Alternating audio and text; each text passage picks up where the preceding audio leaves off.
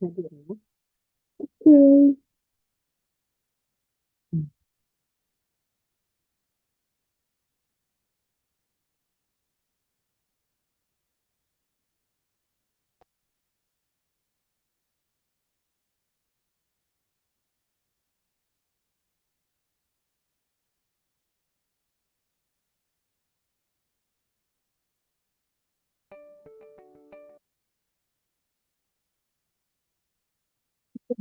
Baik, kalau misalnya suaranya tidak terdengar, teman-teman tolong dikabari ya, seperti itu ya. Nah, hari ini kita akan belajar mengenai analisis tekstur pada pangan. Sudah mulai ke analisis fisiknya, gitu ya. Analisis fisik yang akan kita pelajari pertama adalah analisis tekstur pada pangan. Nah, kemarin praktikumnya sudah, tapi kan kemarin itu hanya praktikum menggunakan satu alat yang namanya UTM atau Universal Testing Machine, ya. Nah, sekarang kita akan pelajari berbagai macam alat lain lagi yang biasa digunakan untuk melakukan analisis tekstur pada pangan, ya.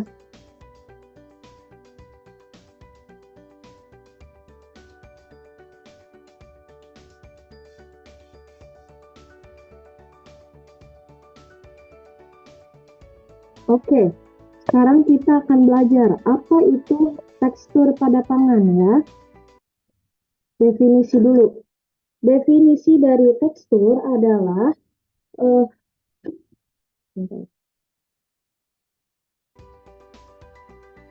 golongan dari karakteristik fisik ya yang muncul karena elemen struktural. Elemen struktural itu tekstur itu mungkin kalian juga sudah pelajari di analisis sensori. Jadi tekstur yang bisa diraba oleh tangan atau kulit maupun yang bisa dirasakan oleh mulut atau rongga-rongga mulut gitu ya.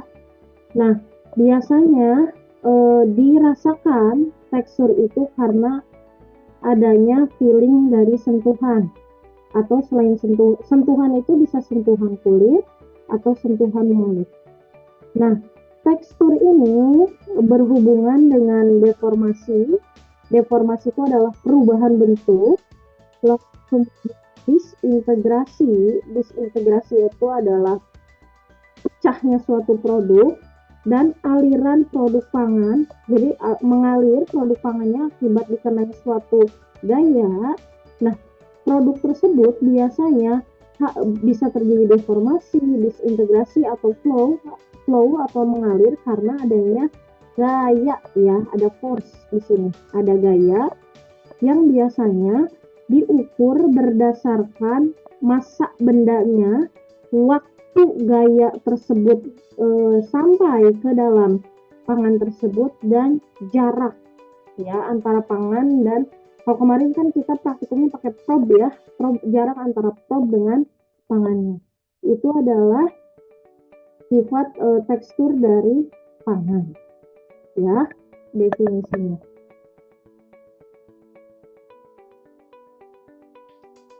Nah, pertanyaannya adalah apakah kita perlu menganalisis tekstur pada pangan? Justru tekstur pada pangan itu adalah sangat penting ya dan perlu diukur karena sangat berkaitan erat dengan kualitas produk pangan. Jadi sebetulnya kualitas produk pangan itu tidak hanya berdasarkan atas karakteristik kimia atau mikrobiologi saja ya. Mungkin kalau karakteristik mikrobiologi itu berhubungannya dengan keamanan pangan ya. Seperti apakah mikroba atau bakteri yang ada di dalam bahan pangan itu masih sesuai standar atau tidak. Kalau misalnya tidak sesuai standar itu pasti tidak aman gitu ya.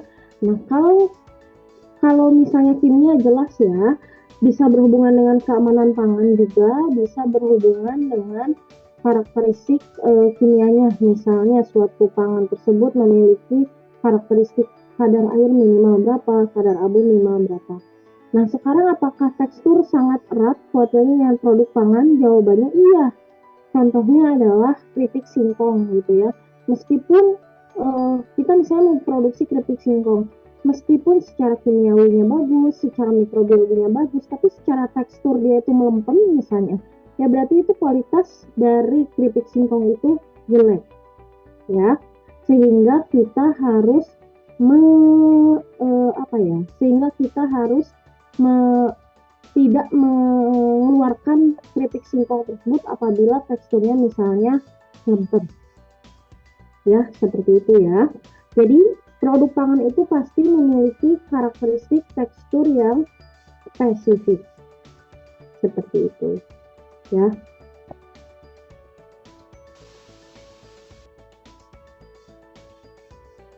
Nah, ini adalah untuk bisa menjawab pertanyaan ini adalah kita harus mengetahui apa sih peranan tekstur dalam produk pangan. Di sini ada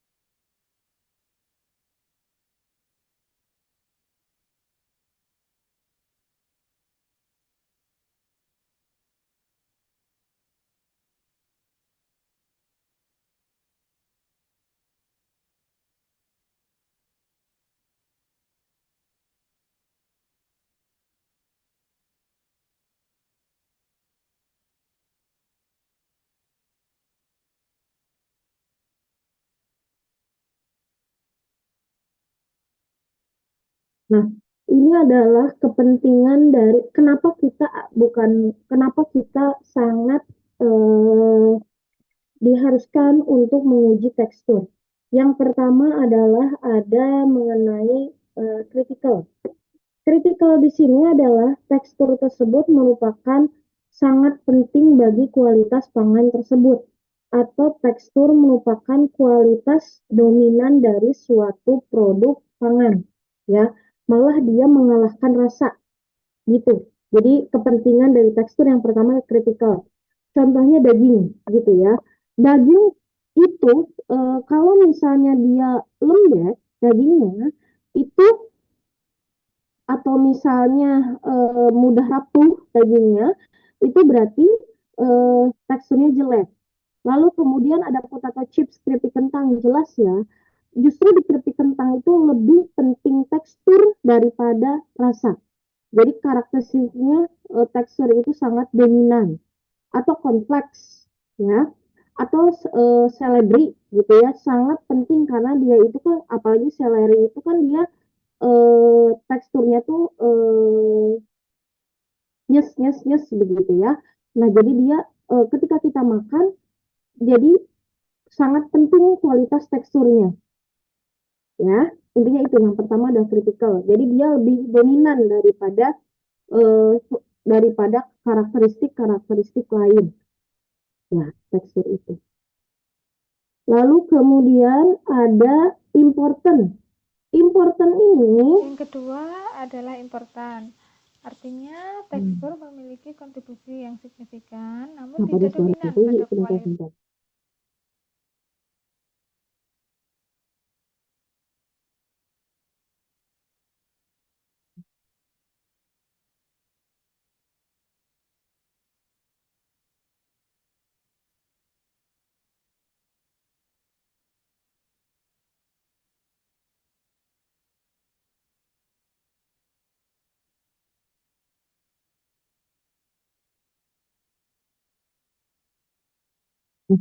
yang kedua adalah important. Important itu memiliki kontribusi yang signifikan terhadap kualitas produk pangan, tetapi tidak signifikan, gitu ya.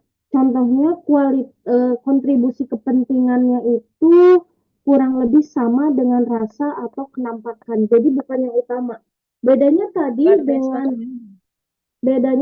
dengan critical. Critical itu adalah kualitas yang paling utama dari si tekstur itu. Contohnya keripik, ya. Malah rasa bisa diabaikan. Tapi kalau important, kualitasnya itu kontribusinya itu sama pentingnya dengan rasa atau kenampakan. Contohnya buah gitu ya. Tekstur buah itu sama pentingnya dengan rasanya. Misalnya rasa asam, rasa pahit, misalnya rasa asam, rasa manis gitu ya. Teksturnya itu sama pentingnya. Nah, lalu kemudian keju. Keju juga teksturnya itu sama pentingnya dibandingkan dengan rasa ya. Lalu roti jelas ya. Roti yang lembut itu sama pentingnya dengan rasa rotinya. Atau permen, permen keras contohnya. Permen yang keras teksturnya itu sama pentingnya dengan rasanya, ya. Beda halnya dengan tadi critical. Kalau critical itu adalah eh, tingkat kepentingan tekstur itu lebih tinggi daripada parameter-parameter lain, ya. Contohnya keripik tadi. Ada juga minor. Minor itu adalah tekstur itu punya kontribusi yang dapat diabaikan. Jadi tidak terlalu penting sebetulnya parameter tekstur itu ya. Contohnya minuman dan sup bening. Ya karena kalau sup bening dia tidak kental gitu ya. Beda halnya dengan cream soup. Kalau cream soup itu teksturnya masuknya kepada fase importance ya. Jadi tekstur cream soup itu sama pentingnya dengan rasa cream soupnya. Tapi kalau sup bening itu teksturnya tidak terlalu penting. Justru yang penting adalah rasanya. Sama juga dengan minuman. Minuman itu teksturnya tidak terlalu penting.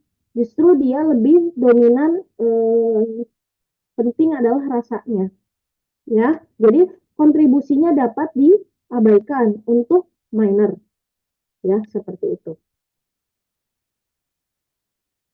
Nah, ini adalah parameter-parameter tentang tekstur gitu ya yang biasa digunakan. Di Amerika Serikat itu sekitar ada 78 kata yang bisa menggambarkan tentang tekstur. Di Jepang malah lebih banyak lagi sekitar 406 kata. Lalu di Austria sekitar 105 kata. Mungkin kalian beda-beda nih pengertiannya ada crisp, dry. Crisp itu crispy ya, crispy itu adalah yang mudah digigit gitu ya. Lalu kalau dry itu kering. Perasaan kering di sini contohnya adalah yang menyebabkan kering di langit-langit mulut. Gizi itu ketika dikunyah itu mengeluarkan sari-sari airnya ya. Kalau soft itu lembut. Kalau misal atau lunak. Kalau creamy itu adalah teksturnya itu seperti nantinya tuh nempel di langit-langit ya. Crunchy beda sama crisp. Kalau crunchy itu dia itu dipotongnya satu kali sama gigi. Kalau crisp berkali-kali bisa masirnya. Chewy itu contohnya permen karet ya, yang bisa dikunyah. Smooth itu halus seperti itu dan lain sebagainya ya. Jadi kata-kata yang menggambarkan tekstur itu sangat banyak sekali. Kalau di Amerika Serikat itu sampai 78 kata, malah di Jepang sampai 406 kata, lalu Austria sampai 105 kata. Ya, seperti itu. Nah, ini adalah hubungan antara parameter teks dan nomenklatur dari software. Kalau bisa lihat ya. Oke. Ya, ini adalah hubungan antara parameter tekstur dan nomenklatur populer. Jadi, karakteristik tekstur itu ada yang karakteristik primer. Ups.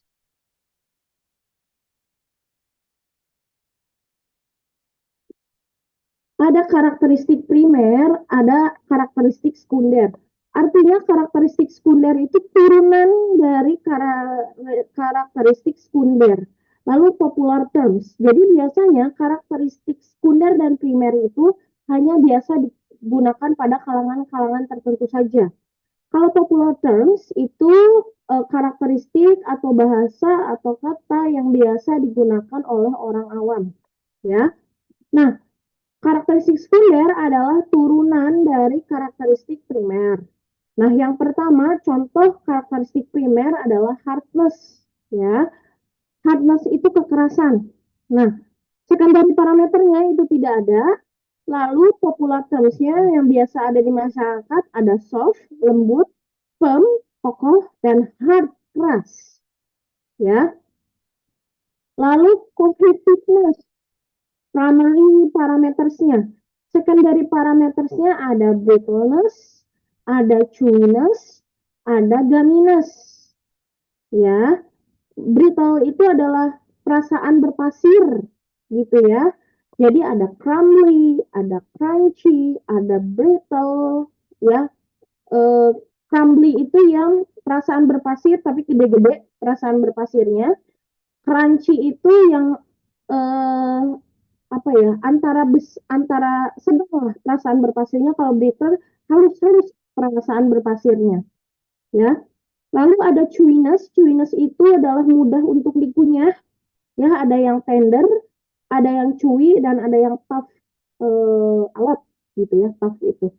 Lalu gumminess itu adalah yang bisa seperti permen karet, ya. Itu ada short, ada mealy, ada pasty, dan terakhir adalah gummy yang bisa dikunyah. Lalu ada primary parametersnya adalah viscosity. Viscosity itu ada yang thin itu adalah apa ya, cair, dan viscous itu adalah kental, ya. Popular terms-nya ini tidak ada secondary parametersnya. Lalu ada elasticity, plastik, ada yang plastik kaku, dan elastis yang elastis. Lalu ada adhesiveness sebagai karakteristik mekanisme, ya. Itu adalah karakteristik mekanis dari tekstur dan nomenklatur populernya. Lalu ada primary parameter dan secondary parameter yang merupakan turunan dari primary parameternya, ya, seperti itu. Tapi yang biasa digunakan di tekstur profile analyzer itu adalah yang bagian primary parametersnya. Oke, sampai sini silahkan ada yang ditanyakan dulu mengenai tekstur sebelum masuk ke gaya-gaya yang digunakan untuk menganalisis suatu bahan pangan. Silahkan.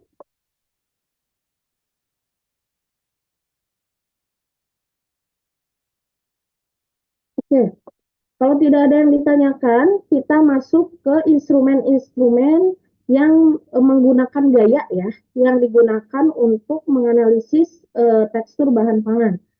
Jadi ada 6 gaya yang akan kita pahami satu-satu, yaitu ada puncture, ada penetration, ada compression, ada cutting shear, ada extrusion, dan ada bending and snapping, ya. Kita yang dimana kita akan bahas satu persatu. Oke, kita bahas dulu tentang apa nih? Compression atau deformation atau perubahan bentuk nantinya itu ya. Kita gambarkan, jadi ini alat untuk mengetes atau mengukur jarak saat bahan pangan dikompresi, ditekan seperti ini ya. Jadi bahan pangannya kita tekan gitu dengan gaya standar kompresi atau gaya yang diperlukan untuk mengkompres bahan pangan dalam jarak standar. Nah, jadi nanti dari atas kita kompres ke bahan pangan yang ini. Nah, nantinya itu dia itu eh, deskripsi sensorisnya adalah nanti outputnya berupa compression itu adalah softness dan firmness, ya, kelembutan atau kekakuan gitu. Kelunasan atau kekakuan hasil dari outputnya kalau di compression. Probe-nya menggunakan yang flat seperti ini, ya, flat probe. Dan biasanya digunakan untuk mengukur cake, lalu nasi juga pakai ini ya, nasi yang sudah ditanak, lalu roti juga biasa digunakan mengukur dengan compression ya. Jadi eh, deformation atau nantinya akan berubah bentuk ya menggunakan flat probe. Ingat, kalau compression itu digunakan untuk mengukur perubahan bentuk suatu bahan pangan akibat diberikannya gaya. Jadi diukurnya tuh jaraknya. Ingat ya, diukurnya tuh jaraknya saat bahan pangan dikompresi. Ya, semakin jaraknya besar nanti hasil kompresinya, maka dia semakin lunak biasanya. Jaraknya besar semakin eh, kasar gitu ya, semakin keras gitu. Nah, kalau misalnya semakin kecil jaraknya, berarti dia semakin lunak gitu. Output dari compression ya menggunakan flat probe. Nah, ini contohnya ya. Nah, suatu labu ini ya di compression sama flat probe terjadi perubahan gaya kan, perubahan bentuk. Nah, pecah ya si labunya. Kita ukur jaraknya berapa. Nah, ini kan lunak berarti ya, karena sampai dia bisa jarak antara si flat probe ini.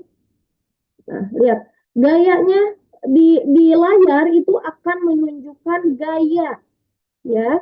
Gaya yang dihasilkan ketika buah labu tersebut di compression atau ditekan gitu. Ini adalah gaya-gaya yang dihasilkan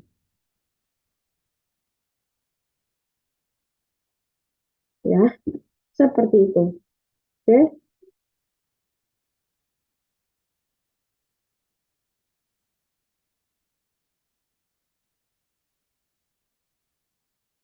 Nah, ada lagi snapping bending. Kalau snapping bending itu mengukur gaya. Ingat kalau tadi compression itu mengukur jarak. Ya, kalau snapping bending dia mengukur gaya yang diperlukan untuk membengkokkan atau mematahkan bahan pangan yang rapuh seperti biskuit atau crackers. Nah, yang seperti ini contohnya ya. Jadi dia ini disimpan di antara dua dua plak gitu ya. Terus kemudian dia akan mematahkan atau membengkokkan si biskuit tersebut gitu ya. Pengujian ini menggunakan 3 titik. Jadi titik pertama yang di sini, titik kedua yang di sininya, ini titik ketiga di tengah-tengahnya ya. Jadi sampelnya itu diletakkan di dua rel vertikal seperti ini. Yang ini ya relnya. Nah, terus kemudian dalam posisi horizontal. Bar ketiga dipasang di atas sampel. Nah, yang ini bar ketiganya ya. Dan berjarak sama antara rel pendukung diturunkan hingga sampel pecah dan gayanya diukur. Nah, jadi dikompresi bagian bawahnya ini, yang ininya, nih, sudah.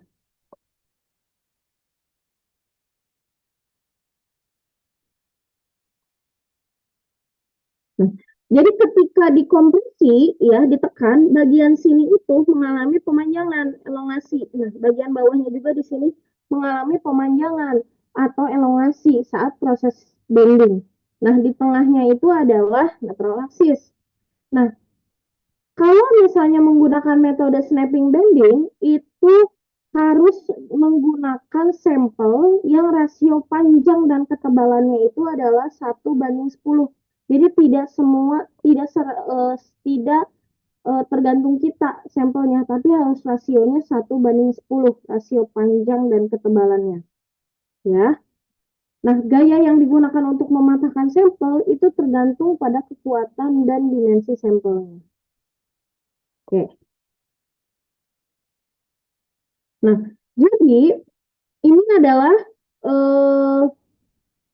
pelat yang pertama, ini pelat yang kedua, ini pelat yang ketiga. Jadi dilakukan pengujian di 3 titik. Lalu ketika ini menekan, gitu ya, ini menekan, nah yang ini akan terjadi pemanjangan atau terjadi elongasi. Lama-kelamaan ditekan, ini akhirnya putus ya si bahan tangan tersebut atau patah ya seperti itu. Nah, contohnya seperti ini ya, ketika yang ini nih, crackers ini ditempatkan di 2 pelat, lalu memanjang, lalu kemudian ditekan, kemudian nanti akan patah. Bisa juga untuk mengukur obat seperti ini atau sebar, ya. Jadi dia akan patah seperti ini ketika dipotong snapping bending, ya. Seperti pisau, prinsip kerjanya snapping bending ini tapi bukan pisau. Tapi prinsip kerjanya diiris seperti pisau, ya, snapping bendingnya. Yang diukur adalah gayanya.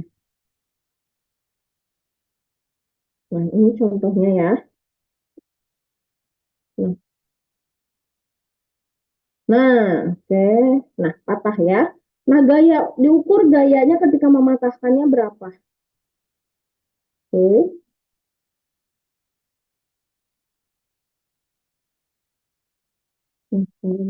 Nah, nanti ketika di-on-kan itu akan naik sendiri yang jembatannya itu. Nah, terus kemudian akan patah.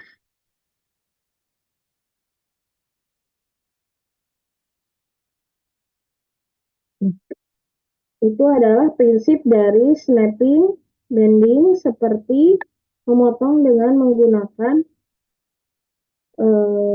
pisau. Ya. Ada lagi cutting shear gitu ya. Kalian harus membedakan shear di sini bukan shear yang reologi gitu ya, tapi shear memotong ya. Memotong menjadi dua bahan terpotong menjadi 2 sampel bagian ya. Tindakan pemotongan yang menyebabkan sampel bahan terpotong jadi 2 bagian. Jadi alatnya seperti ini, sampelnya dimasukkan seperti ini, nanti si ininya akan turun ke sini dan akan dipotong menjadi 2 bagian sampelnya. Nah, yang ini adalah pisau shear-nya. Nih, yang ini adalah pisau shear-nya. Jadi pisau shear itu dipasang melalui bahan sampai si pisau shear-nya itu akan melewati palang di bawah sampelnya. Ya, yang di bawah sampelnya dia turun sedikit seperti itu.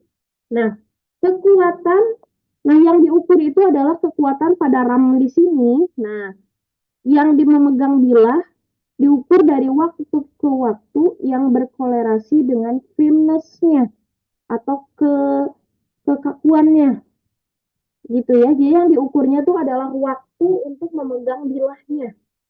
Waktu yang digunakan untuk memegang bilah yang ini. Yang cutting shear itu.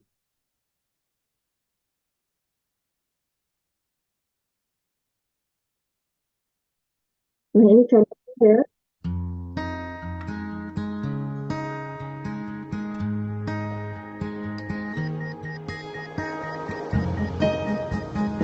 Nah, turun terus-terusan cutting shear-nya. Nah, sampai terpotong. Jadi ukurnya adalah waktu sampai di mana si pisaunya itu memotong bahan pangannya. Nah, ini adalah grafiknya.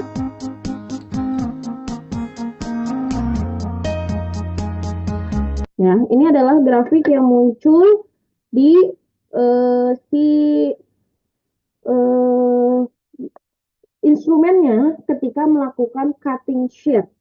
Ya, ini yang di atas itu adalah titik puncak ketika dia berhasil memotong si bahan pangannya. Ya, seperti itu.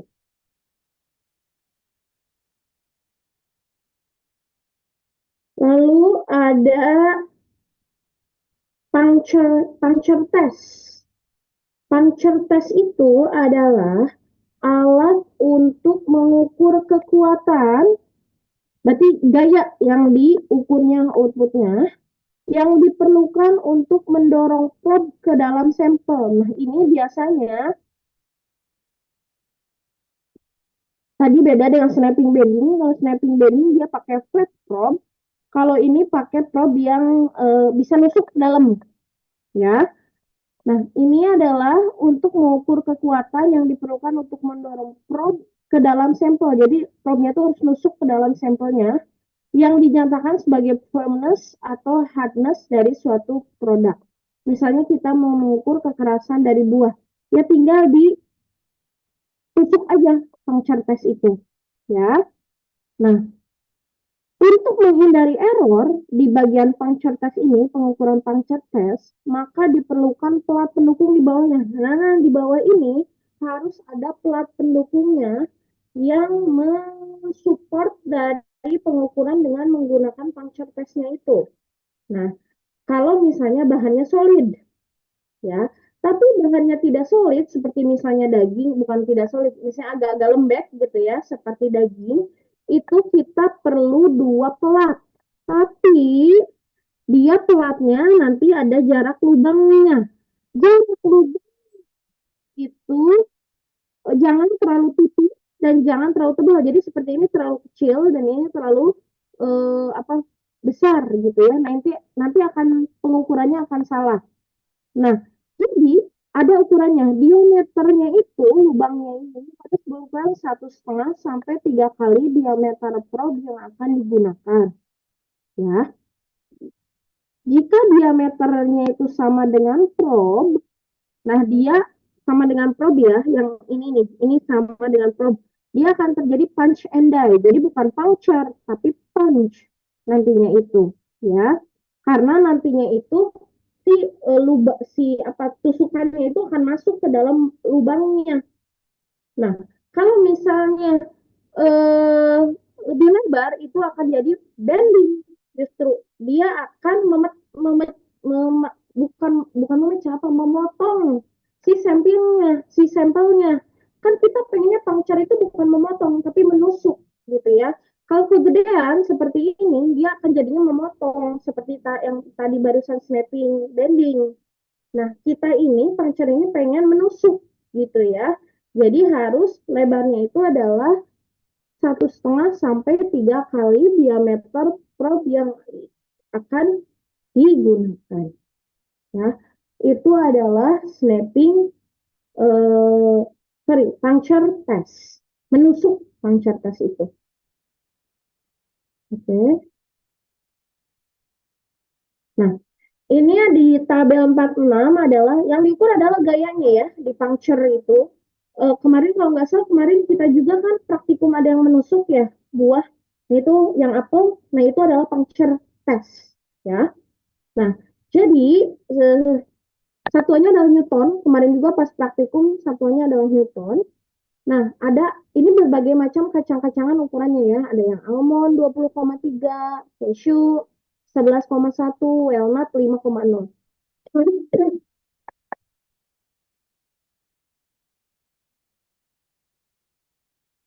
Artinya semakin banyak semakin besar gaya sampai 20,3 maka sampel tersebut semakin keras ya artinya semakin dibutuhkan gaya untuk menekan atau menusuk sampel tersebut. Berarti walnut ini yang paling lunak ya karena gaya yang dibutuhkannya kecil hanya 5 Newton untuk puncture force-nya ya seperti itu.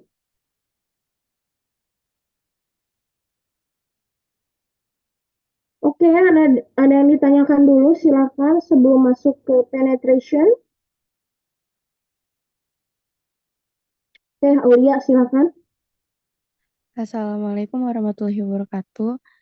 Misalnya, Saya Aulia dari kelas 4A. Ibu izin bertanya. Untuk analisis tekstur ini kan menggunakan probe yang berbeda-beda ya, Bu. Apakah kalau misalnya menentukan bahan pangan itu bagus teksturnya, itu apa yang semakin besar nilainya atau tergantung probe-nya masing-masing, Ibu? Terima kasih. Oke, baik, Aulia. Jadi sebetulnya tekstur pangan semakin bagus itu tergantung apa? Yang pertama bukan tergantung probe-nya, tapi tergantung karakteristik pangan itu sendiri, gitu kan? Dan kita makanya harus cepat menentukan probe-nya, ya. Contohnya adalah keripik, ya, keripik singkong lah. Kan keripik singkong yang diinginkan adalah renyah, ya kan, renyah. Oke. Berarti dia tidak cocok digunakan alat untuk suatu gaya digunakan puncture test misalnya. Karena puncture test itu untuk menusuk, ya, nggak cocok. Oke. Terus kemudian kalau misalnya keripik digunakan untuk cutting sear apa cocok juga? Jawabannya tidak cocok, cocok juga. Karena cutting sear itu digunakan untuk memotong sampel seperti pisau. Berarti kalau cutting sear ini cocoknya untuk sampel seperti sosis, gitu ya, yang terpotong jadi dua bagian. Lalu kemudian mungkin wortel, itu cocok dengan cutting sear. Nah, lalu probe-nya bagaimana? Sebenarnya nilai Newton yang ini ya, nilai Newton yang mana nih? Nilai gaya. Nah, yang ini. Apakah semakin besar gaya yang diperlukan, Newtonnya semakin besar gitu ya? Apakah itu berarti teksturnya semakin bagus? Juga gitu ya. Dan kan sebetulnya gaya yang semakin besar itu yang dinyatakan dengan Newton itu kan dia semakin apa namanya semakin keras gitu ya. Misalnya, kamu membuat katakanlah membuat biskuit gitu ya. Ternyata kamu nilai biskuitnya itu nilai puncture force-nya itu ternyata sangat besar Newton. Apakah itu bagus? Ya tidak juga. Karena biskuit kamu berarti sangat keras, sulit untuk digigit. Gitu kan? Nah, jadi sebetulnya eh, terus kemudian nanti hasilnya apakah probe yang digunakannya itu berbeda-beda. Iya, setiap jenis probe itu akan menghasilkan gaya yang berbeda-beda. Jadi kamunya sendiri sebelum menggunakan probe, kamu harus paham probe itu gunanya untuk apa. Apakah untuk snapping bending, apakah untuk puncture, apakah untuk compression dan lain sebagainya. Gitu ya. Jadi kamu harus pintar-pintar menggunakan probe masing-masing dan tidak selalu gaya yang dihasilkan besar maka bagus untuk produk pangan, tidak ya. Jadi disesuaikan lagi dengan karakteristik bahan pangan yang diinginkan. Biasanya gitu ya, kalau misalnya kita mendevelop suatu pangan, katakanlah biskuit. Nah, biasanya itu kita buat kontrol satu kalau bisa. Jadi yang satu biskuit yang kita buat, misalnya, yang satu adalah biskuit komersil. Kita uji dua-duanya puncture-nya, misalnya gitu ya. Kalau mau puncture, atau snapping bending lah, kalau biskuit ya. Snapping bending dua-duanya. Nah, dilihat hasil gayanya.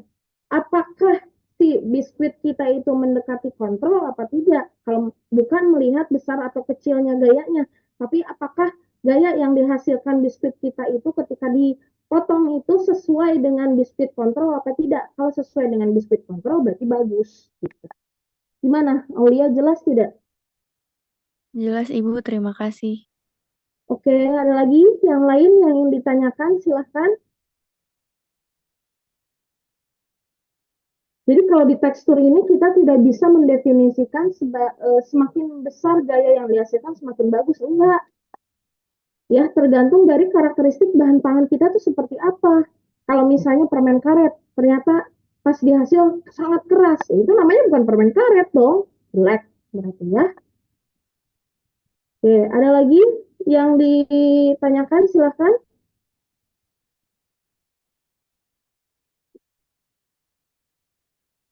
Oke.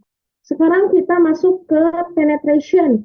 Penetrasi itu tes penetrasi itu biasanya digunakan untuk mengukur kalau pada mentega atau selai ya, spreadability. Artinya spreadability itu adalah kemampuan oles atau daya oles dari suatu mentega, selai atau margarin gitu ya. Penetration itu adalah untuk mengukur daya oles.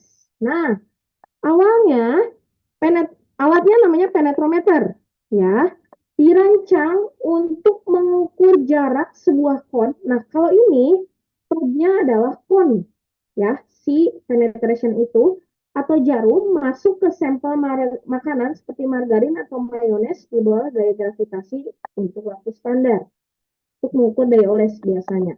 Nah, jadi semakin kedalaman penetrasi atau kedalaman menusuk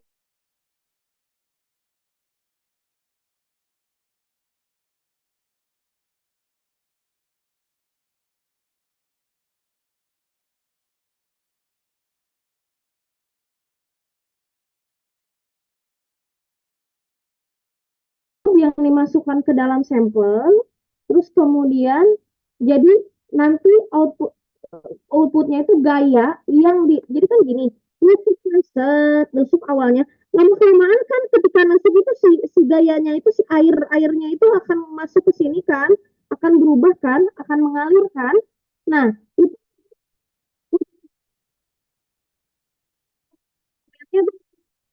ya atau daya alir si komponennya berapa.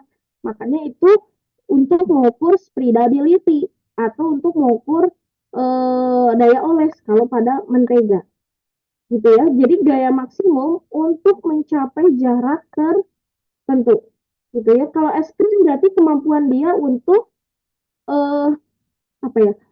Kemampuan dia untuk mengalir di dalam mulut gitu ya, seperti itu.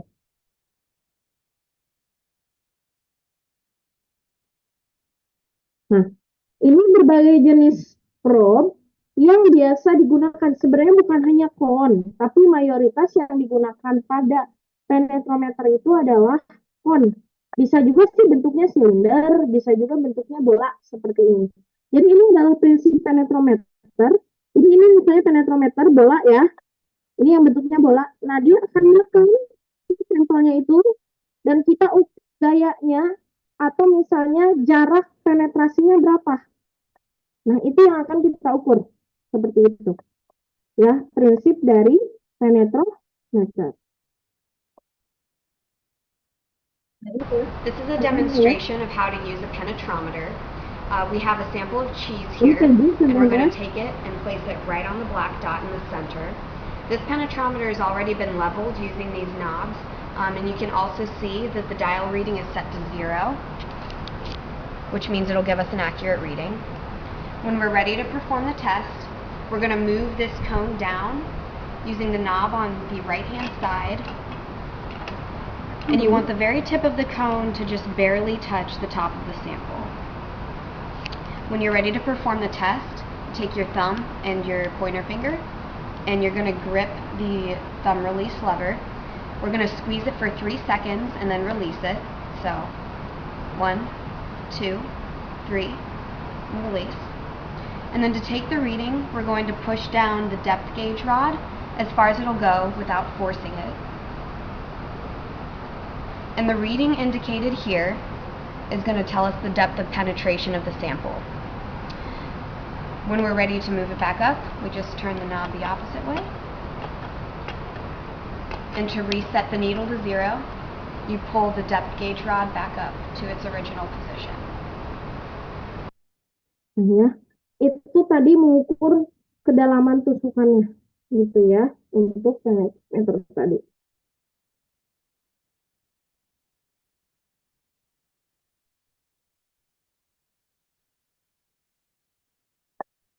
Nah, lalu kita masuk ke extraction atau ekstrusi.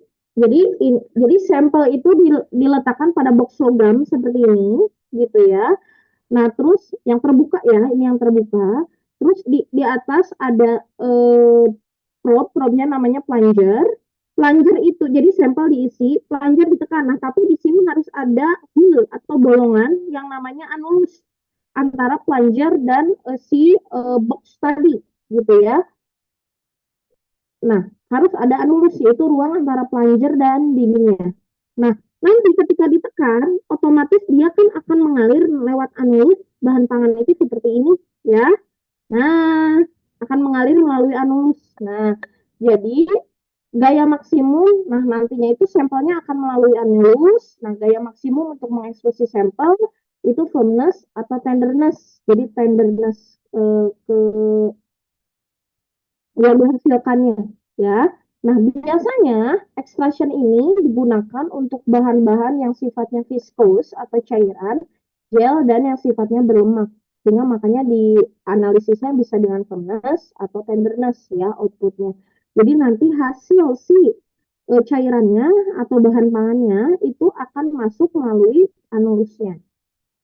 Ya, dan ini grafiknya. Jadi di sini adalah ketika bahan pangan antara C dan D adalah menghasilkan gaya yang dapat masuk melalui anulus. Ya. Jadi ya, jeruk ya, kita akan eksekusi jeruk. Nanti anulusnya di depannya ya, bisa dilihat cairannya keluar semua dari anulus. Nah, lihat cairannya keluar semua ya dari anulusnya.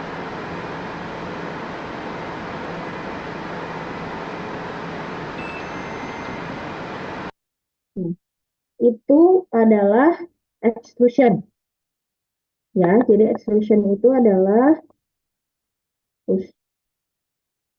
gaya maksimum untuk mengekstruksi sampel. Jadi nanti outputnya adalah firmness dan tenderness. Ya, gitu. Nah, oke, ada yang ditanyakan sebelum kita masuk ke tekstur profile analyzer yang biasa sering digunakan di bahan pangan adalah tekstur profile analyzer ya. Silahkan. Oke, kita lihat dulu ya SOP yang biasa. Nah, oke.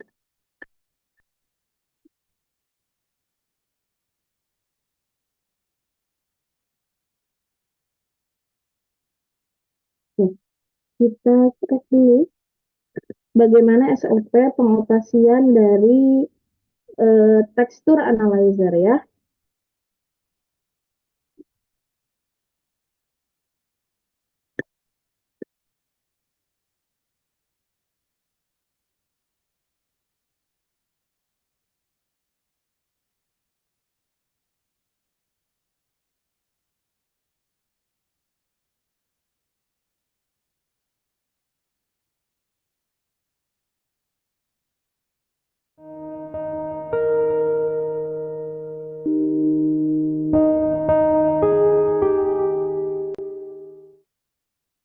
In this video, you will learn how to use the Texture Analyzer TAXT Plus according to the standard operating procedures. This is the Texture Analyzer TAXT Plus. To turn on the instrument, flip the switch located in the left back corner to the on position. Next, turn on the computer and open the Exponent software. Close the help screen. Before you start testing, you need to first calibrate the instrument. To do this, attach the probe that you would like to use for your experiment, and then start the calibration. Information on the features of different probes can be found in the Texture Analysis Applications directory. First, go to the TA tab on the top panel. From the calibration menu, select Calibrate Force. Follow the instructions and click on Next. In this step, you will need to use a calibration weight. Enter the calibration weight value in grams and then place the weight on the calibration platform. Click Next and wait until the calibration is complete. When it's finished, click on Finish and remove the weight. Go to the TA tab and again click Calibrate. This time, select Calibrate Height. A probe height calibration screen will pop up. Click OK. The probe will be lowered until it touches the platform and then come back up.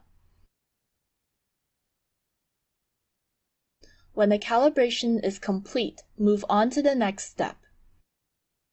You can always change your probe height by clicking on the TA tab and then move probe. But always remember to calibrate the probe height after moving the probe. Jadi setiap probe diganti To adjust the settings of the texture analyzer, go to the TA tab and select TA settings. On the settings screen, click on Library and choose a TA sequence appropriate for your experiment. Here we will use Return to Start. Click OK. Then adjust TA settings as you desire. Click OK. Also make sure you use the right platform depending on the type of probe you're using based on your chosen test. You can also refer to Texture Analysis Applications directory for details on platform selection. Now you're ready to run your tests. Load your sample on the platform and click on the TA tab on the computer. Select Run a Test. Name your test and choose the folder you want to save your results to. Click Start Test and the instrument will start running.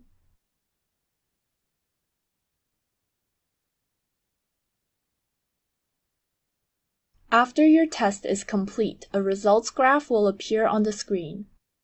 For rapid calculation of your data, go to the Process Data tab and select Quick Calculation.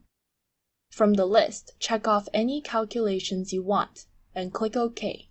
The calculated results will automatically appear. To save your test results, click on File and Save As. Create a folder with your course name and group number and save all your files there. After you're finished with your experiment, clean up the benchtop, turn off the computer and the instrument. Thank you for watching. Oke, itu adalah texture analyzer yang biasa digunakan sebetulnya ya untuk analisis bahan pangan seperti apa. Nah, oke, sebelum kita masuk ke penjelasan tentang texture analyzer, ada yang ditanyakan dulu di sebelum-sebelumnya, silakan.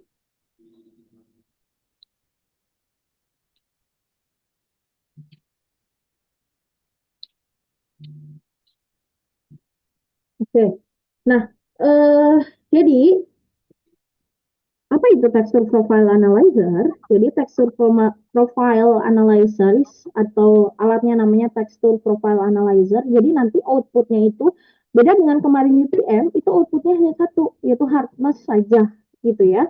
Kalau sekarang TPA itu ada sekitar 6 outputnya yang bisa kita analisis yang berhubungan dengan parameter tekstur. Nah, TPA dan biasanya kalau untuk UTM itu jadi nanti kalian tidak bisa ya mengukur tekstur dengan menggunakan UTM tapi untuk benda yang tidak keras, contohnya roti, itu nggak bisa ya.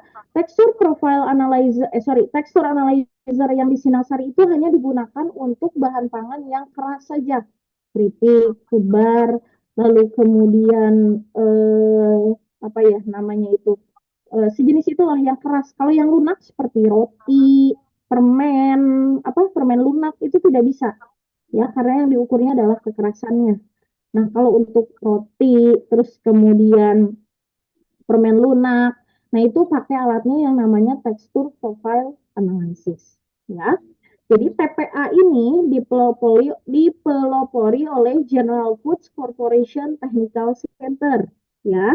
Jadi singkatan TPA itu jadi intinya seperti yang tadi di video, mengkompresi atau menekan sepotong makanan seukuran gigitan ya. Biasanya 1 cm kubus 2 kali gerakannya itu. Nah, jadi TPA itu dia suatu alat yang bisa memperlihatkan bagaimana ketika gigi mengunyah ya. Jadi memperlihatkan ketika gigi mengunyah itu adalah tindakan dari texture profile analyzer, menggambarkan ketika kita mengunyah makanan ya, seperti itu. Nah, kemudian outputnya apa? Output dari texture profile analyzer itu tadi seperti yang di video, outputnya adalah kurva Tadi sebetulnya kurvanya nggak terlalu kelihatan ya. Kurvanya tuh ada dua kurva. Ada 4 kurva malah karena dikompresi 2 kali. Jadi ada 2 kurva positif. Ada 2 kurva positif dan 2 kurva negatif yang nanti kita akan lihat ya kurvanya. Nah, jadi outputnya itu adalah kurva gaya sebagai fungsi waktu yang menunjukkan parameter-parameter sifat sensorisnya. Yang diamati adalah apa? Nanti yang bisa dilihat adalah gaminus, ya. Yang bisa diamati adalah nanti gaminus atau kemampuan untuk mengunyah. Bentar. Gaminus, cohesiveness, kemampuan untuk mengalir, hardness, kekerasan, adhesiveness, springiness, chewiness, dan fracturability. Yang nanti kita akan bahas ya, setelah ini satu persatu apa itu gaminus, cohesiveness, adhesiveness, dan lain sebagainya. Jadi ini ada 1, 2, 3, 4, 5, 6, 7. Jadi kalau kalian mengukur dengan tekstur profile analyzer, itu outputnya ada 7. Ya, output dari tekstur itu sendiri ada 7. Ya. Nah, nanti kurvanya akan ada 2 kurva negatif dan 2 kurva positif karena dikompresinya 2 kali. Ya. Nah, kurva-kurva tersebut yang nanti digunakan untuk menentukan parameter sifat sensoris. Untuk parameter primer itu ada hardness, cohesiveness, springiness atau elasticity, dan adhesiveness. Kalau misalnya parameter sekunder itu nanti ada fracturability atau brittleness, ada chewiness, ada gumminess, dan ada stringiness. Nah, ini instrumen TPA yang dulu ya. Nah, tadi alatnya seperti ini ya, sudah diperlihatkan di video. Nah, jadi sebenarnya kompresinya itu biasa dilakukan 80-90% panjang sampelnya. Jadi ini misalnya base-nya, dasarnya. Ini adalah pelatnya yang akan mengkompresi ini makanannya. Ini first bite, jadi ketika menggigit pertama, karena kan TPA itu menstimulasikan kemampuan manusia untuk menggigit kan. Jadi ini ketika menggigit pertama, ini adalah ketika gigi naik ke atas gitu ya. Nah, kemudian itu seperti apa gayanya, dan ini ketika second bite, gigi mengulur yang kedua, menekan yang kedua, gigi itu yang kedua menggigit, dan yang kedua dan ini adalah bagaimana ketika gigi ditarik lagi gitu ya ke atas. Jadi ada 2 kali kunyahan seperti itu ya di tekstur profile analyzer tersebut. Nah, ini kurvanya yang harus kalian hafalkan gitu ya. Apa arti-artinya? Karena gini teman-teman, outputnya itu di alatnya itu nggak ada. Output berapa nilai gaminus, berapa nilai chewiness itu nggak ada. Jadi kalian jadi outputnya itu kurva sendiri gitu. Hanya kurva aja outputnya. Jadi kalian harus bisa menghitung sendiri. Nah, ini titik A. Ini titik A.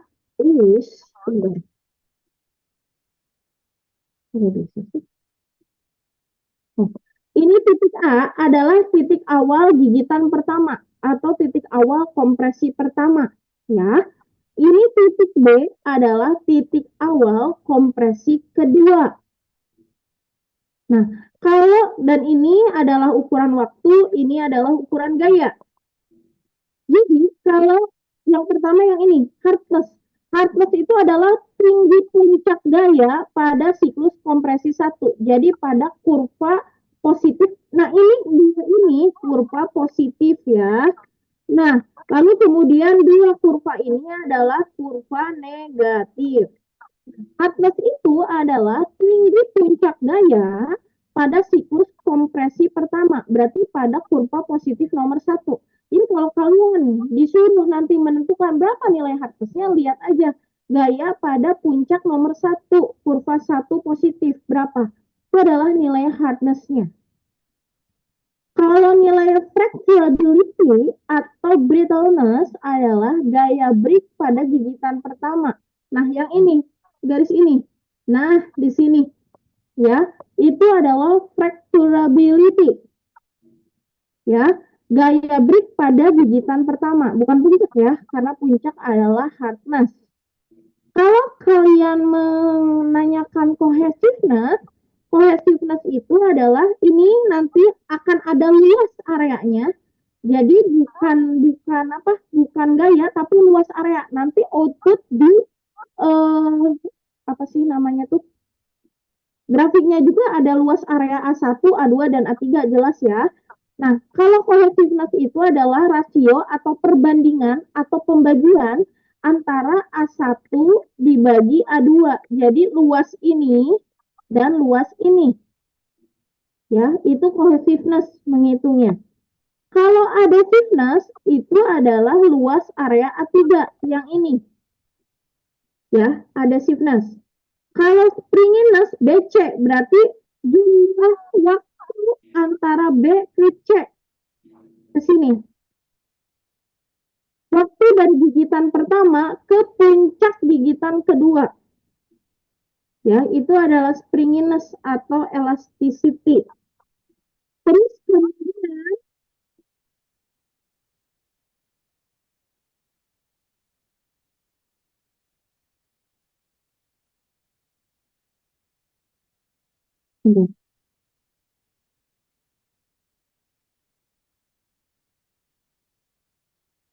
kemudian adalah hasil dari perkalian hardness dan springiness.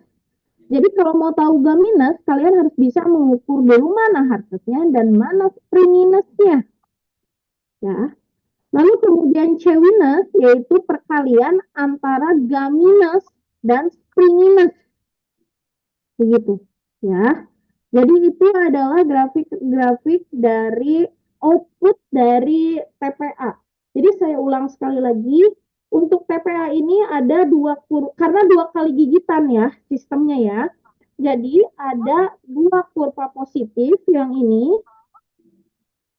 Nah ya, dan dua kurva negatif yang ini. Nah, terus kemudian titik A ini awal kompresi pertama. Titik B ini adalah awal kompresi kedua. Nah, hardness itu di sini adalah gaya pada puncak siklus kompresi 1. Fracturability itu yang ini, gaya break atau gaya tengah-tengah pada gigitan pertama. Cohesiveness itu pembagian yang luas area ini dibagi luas area ini. Nanti luas areanya akan muncul di grafik. Adhesiveness ini luas area yang ini. Ya, springiness adalah waktu antara gigitan pertama ke puncak gigitan springiness itu BC berarti gigitan kedua, waktu gigitan kedua sampai puncak gigitan kedua. Ya.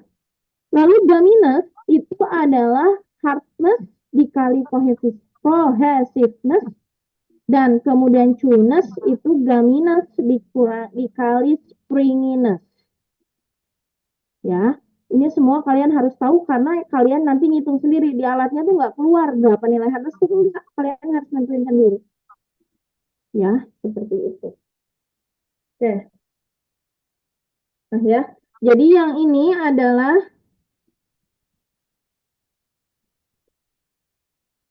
ini kan area 1 ya, ini area 2. Nah, ini area 3. Area 1 berarti ini fracturability, bukan puncak paling tinggi ya, puncak di tengah, puncak kedua tinggi lah di area pertama. Nah, ini adalah hardness-nya. Nah, ini adalah stringiness ya, di area 3. Ini hardness yang kedua, di puncak yang kedua, dan ini adalah springiness area yang di sini. Ya. Lalu kemudian untuk ini adalah adhesive force-nya. Yang ini, ya.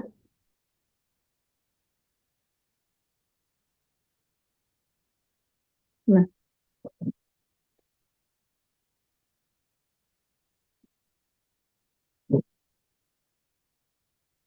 Silakan ada yang tanyakan dulu. Nanti arti-artinya apa dijelaskan setelah ini ya. Adhesiveness itu sebenarnya apa gitu ya. Silakan. Oke, ini adalah apa ya? Parameter yang diukur, lalu apa yang diukur dan dimensinya apa atau satuannya apa. Kalau hardness yang diukur itu adalah gayanya, ya. Kalau cohesiveness itu adalah rasionya. Springiness distance, jarak. Adhesiveness itu adalah work itu apa gaya ya. Fracturability juga form, chewiness work dan gaminess juga adalah work. Jadi work itu adalah gaya dibagi jarak. Ya, work itu gaya dibagi jarak. Oke.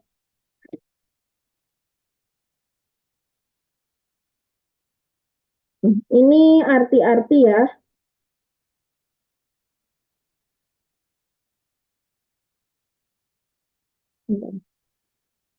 Nah, ini arti-arti dari instrumen TPA.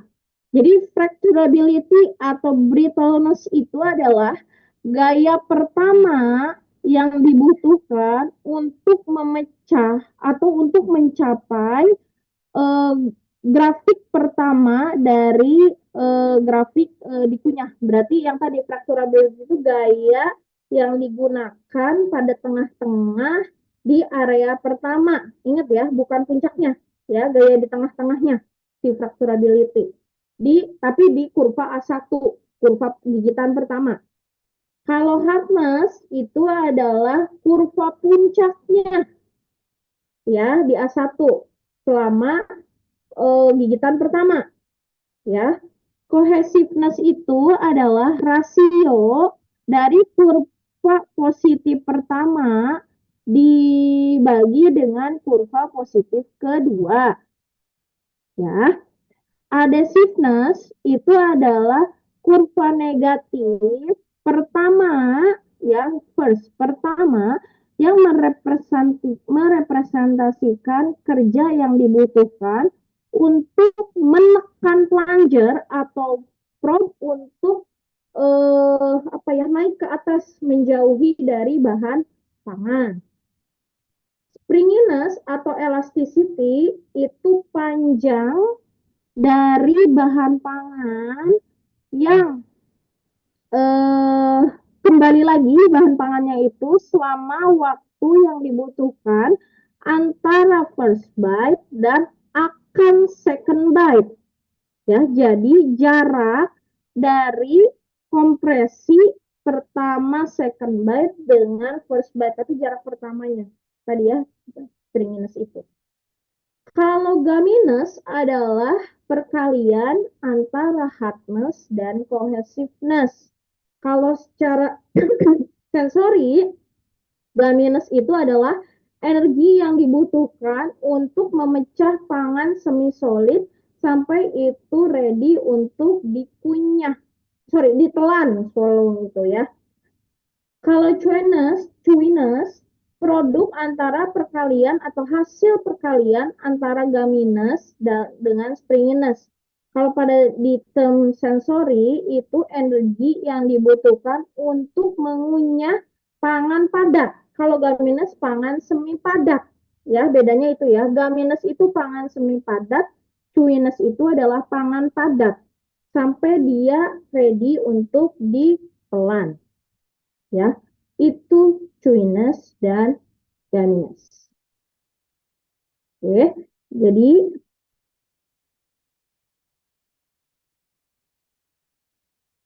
nah ya, ini adalah sampel keju cheddar yang dikompresi 75% ya, yang awalnya seperti ini, terus ditekan, ini tekanan kedua, dan ini kurva negatif kedua, hasilnya seperti ini ya.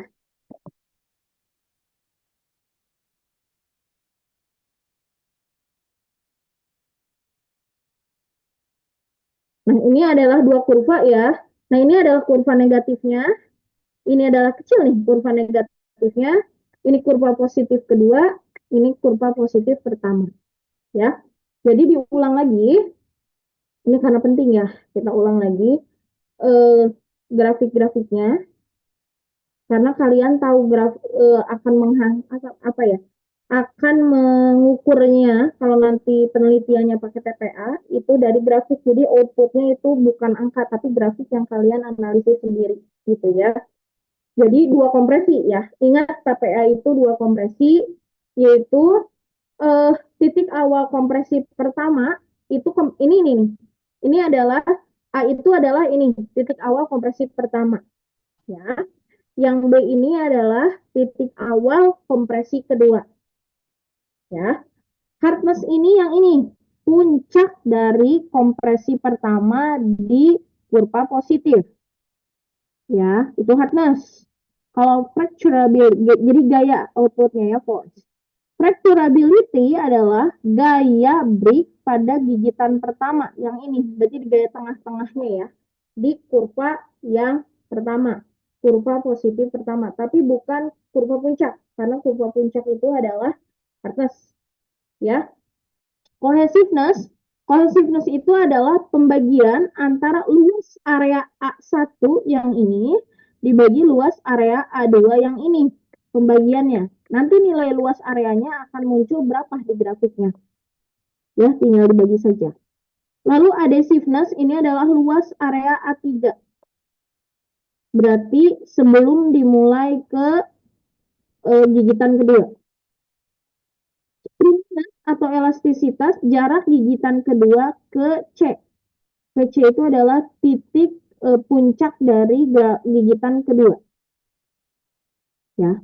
Lalu gaminess adalah perkalian antara hardness dan cohesiveness. Jadi memang kalian harus tahu dulu nilai hardness dan cohesiveness-nya berapa. Lalu kalau chewiness itu adalah perkalian antara gaminess dan springiness. Berarti nanti springiness-nya juga harus diketahui. Ya, oke. Itu intinya ya. Kemarin dikeluarkan di UAS ya grafik-grafik ini. Jadi kalian harus tahu grafik-grafiknya seperti apa. Oke ya, kalau ini jangan bingung kalau ada dua grafik seperti dua grafik enggak. Pokoknya ini titiknya hardness-nya ini tetap di titik paling puncaknya.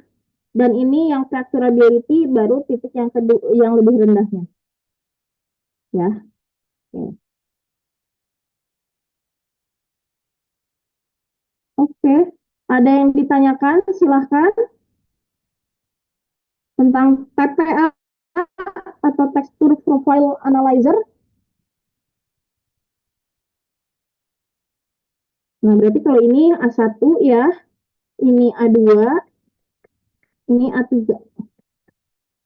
Ya.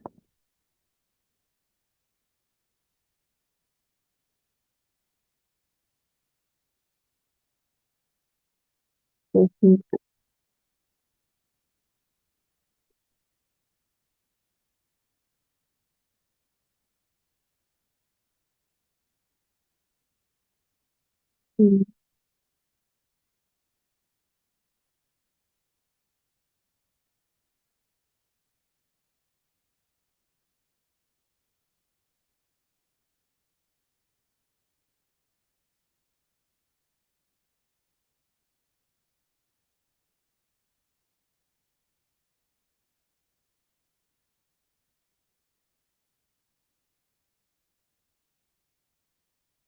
Oke, ada yang ditanyakan teman-teman? Silahkan.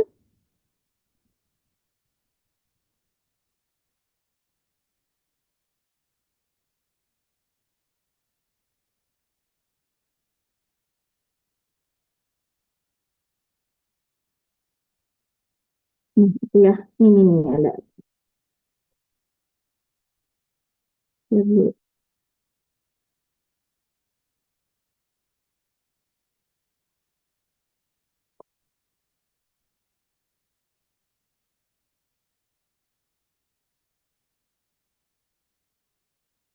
Oke ya, ini definisinya ya. Fracturability itu di sini. Nih, ya.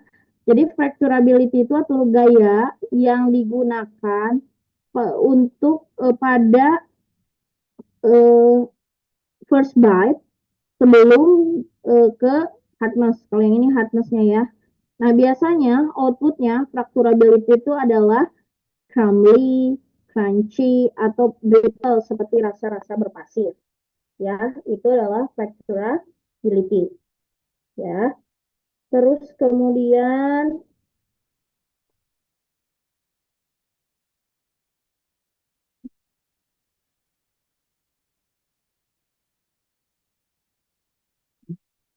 kalau hardness adalah gaya first buy.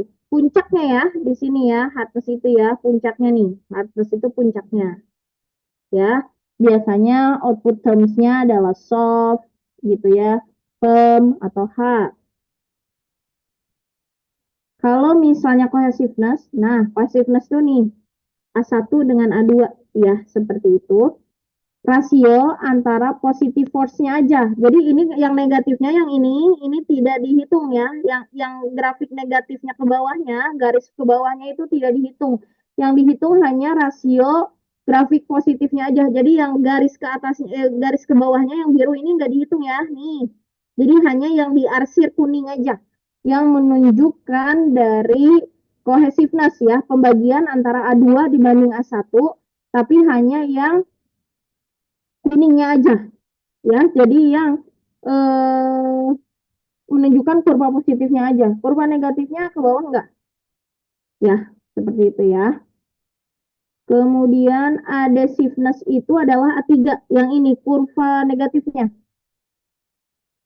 ya, A3.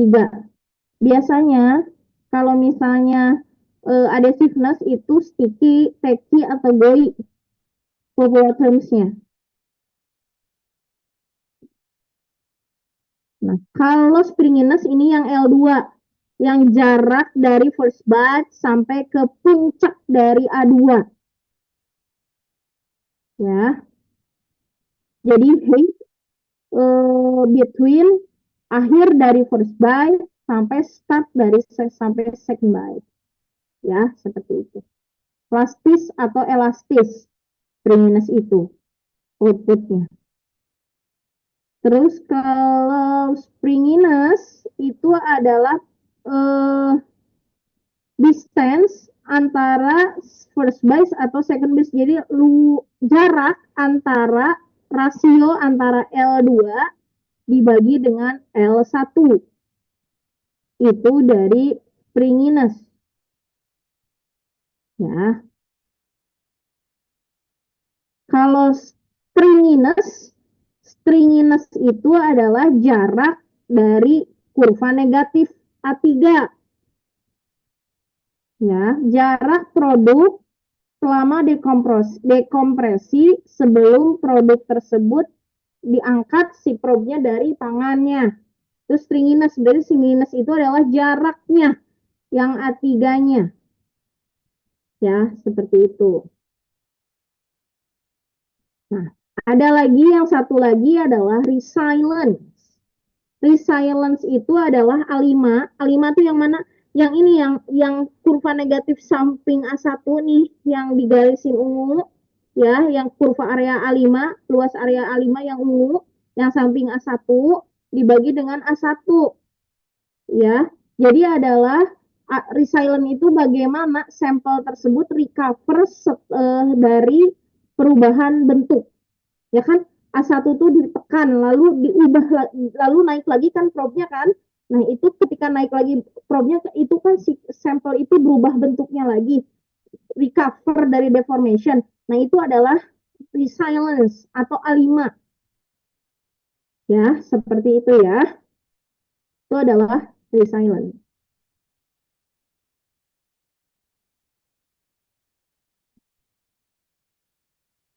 Lalu dominance itu adalah hardness, kali cohesiveness, dan showiness itu adalah gaminess dikali springiness. Ya. Ini overview-nya yang bisa dilihat gitu ya tentang TPA dan overview of TPA. Ya. Oke, sampai sini ada yang ditanyakan silakan.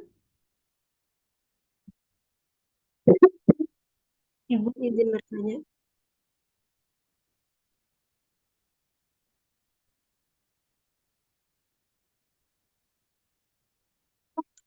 bertanya apa? Halo? Iya, Ibu Suara saya izin kedengaran? bertanya, Bu. Iya, silakan.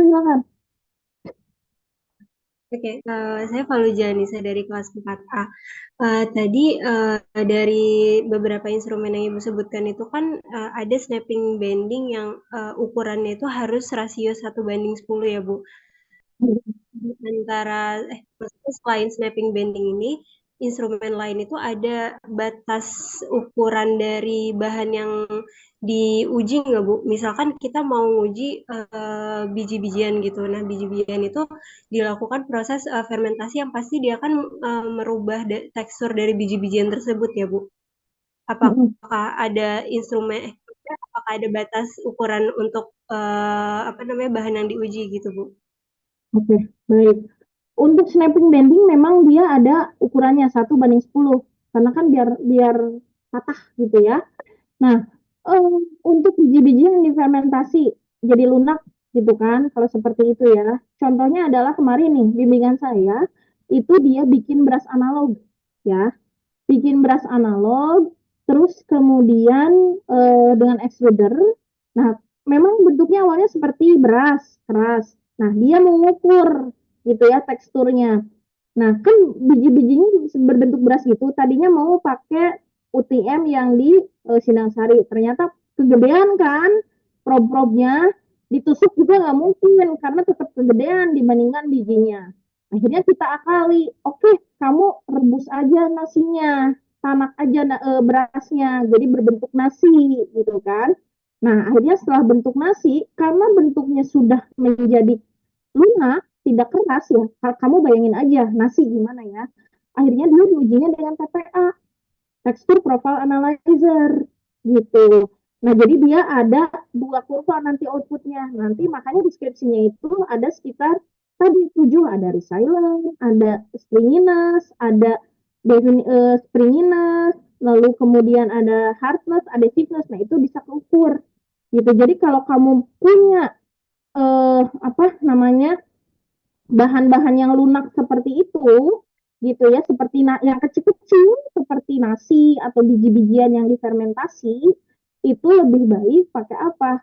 Pakai TPA saja gitu ya, karena kan itu kita ingin menentukan kemampuan mulut kita ketika menggigit gitu ya. Gimana, apakah terjawab? Baik, Ibu, terima kasih. Ya, oke gitu ya. Jadi ya kemarin juga sempat dia bingung gitu ya, Bu, ini pakai apa gitu ya. Sebenarnya di Pinang Sari kan kemarin ada apa ya? Kemarin kan ada wafer ya, kalau nggak salah ya. Nah, wafer itu snapping bending kan. Nah, terus kemudian eh contoh kemarin wafer ketika praktikum itu adalah contoh snapping bending. Nah, terus kemudian dia bingung pakai probe yang mana, flat probe gede banget, nggak mungkin. Kalau ditusuk juga kekecilan, si probe-nya lebih gede gitu kan daripada berasnya. Akhirnya diakalin, jangan ngukur tekstur beras, kamu ngukur tekstur nasi aja gitu. Karena tekstur nasi itu lunak, bisa pakai TPA, itu tekstur profile analyzer seperti itu ya. Jadi output tadi itu bisa terlihat gitu ya. Oke, ada yang ditanyakan lagi? Silahkan.